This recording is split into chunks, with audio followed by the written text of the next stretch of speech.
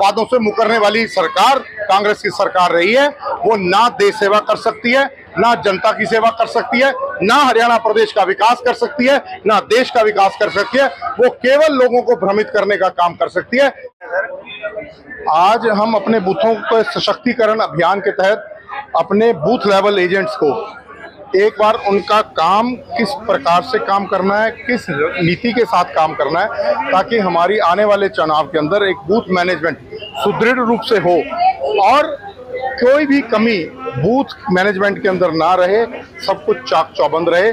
हम जिस बूथों के ऊपर कहीं थोड़ा बहुत पीछे रह गए, उन बूथों को किस प्रकार से हमने जीतना है और जो जीते हुए बूथ हैं उनके अंदर हमने मार्जिन किस प्रकार से बढ़ाना है। इस नीति के तहत हम हमारी भारतीय जनता पार्टी 90 की 90 विधानसभा में जाकर के BLA-2 को सक्रिय करना और उसके अंदर उल्लास भरना, ताकि आगामी विधानसभा चुनाव के अंदर पूरे ताकत के साथ हम काम करें और पूर्ण बहुमत की भारतीय जनता पार्टी की सरकार तीसरी बार हरियाणा में स्थापित हो पाए।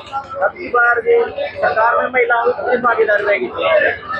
देखिए, भारतीय जनता पार्टी हमेशा से महिला सशक्तिकरण की ओर उनका ध्यान रहा है, किंतु ये चुनाव है, साथ ही साथ इसके अंदर हमें ये भी देखना पड़ेगा कि हमारी जो जहाँ जहाँ पर महिलाएं जीत सकती हैं, तो निश्चित रूप से पार्टी वहाँ पर उन महिलाओं को कंसिडर भी करेगी और बहुत से स्थानों पर महिलाओं को टिकट भी दी जाएगी। लोकसभा चुनाव हुए जी, 5 सीटों पर सिमट गई है बाजी।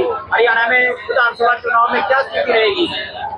देखिए, पिछली बार जो चुनाव हुआ, जो लोकसभा का चुनाव हुआ, उसके अंदर इस बात को मुझे मानने में कोई गुरेज नहीं है कि कांग्रेस ने जनता को भ्रमित करने का प्रयास किया। जो उन्होंने एक झूठा आश्वासन, एक प्रोपेगेंडा के संविधान बदला जाएगा, इस प्रकार की एक झूठी बात फैलाने का प्रयास किया।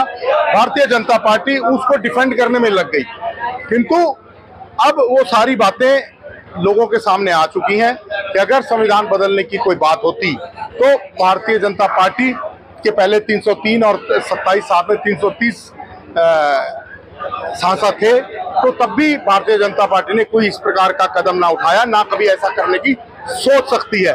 तो लोगों के दिमाग में अब वो बात बिल्कुल स्पष्ट रूप से क्लियर है और जो भ्रम की स्थिति एक कांग्रेस ने उत्पन्न की थी, अब की बार वो इस प्रकार का कोई झूठा अनर्गल प्रोपेगेंडा नहीं कर पाएंगे। इस बात को सुनिश्चित भारतीय जनता पार्टी कर रही है। बयान आया है अभी कौशल रोजगार के तहत है, कांग्रेस की सरकार बनेगी, सभी कर्मचारियों को पक्का किया जाएगा जी। देखिए, हुड्डा साहब का तो कुछ भी कह देते हैं। हुड्डा साहब का क्या कहना। हुड्डा साहब 10 साल रहे, 2004 से लेकर 2014 तक, तब उन्होंने कितने पक्के किए। आज वो कह रहे हैं कि मैं बुढ़ापा पेंशन 6000 कर दूंगा। कहने के क्या मतलब है? वो 500 रुपए बुढ़ापा पेंशन देते रहे, तब उनके किसी ने हाथ पकड़े थे क्या? वो तो जो भाजपा कर रही है उसके ऊपर चढ़कर बात कर रहे हैं और फिर अगर बाद में उस वादों से मुकरने वाली सरकार कांग्रेस की सरकार रही है। वो ना देश सेवा कर सकती है, ना जनता की सेवा कर सकती है, ना हरियाणा प्रदेश का विकास कर सकती है, ना देश का विकास कर सकती है।